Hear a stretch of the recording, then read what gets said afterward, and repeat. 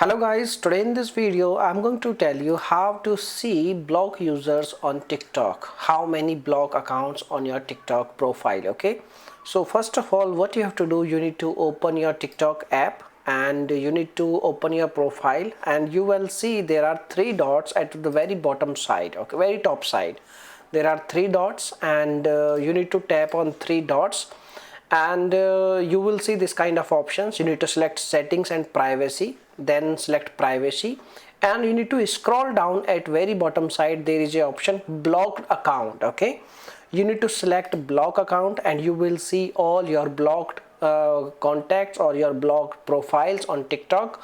You can choose anyone and you can unblock, and you can see your block accounts, and you can block your accounts, unblock your accounts also. Okay, so by using this way you can see your block accounts on TikTok or block profiles. Okay, now if you have any other questions, you can make a comment. I will reply you very soon.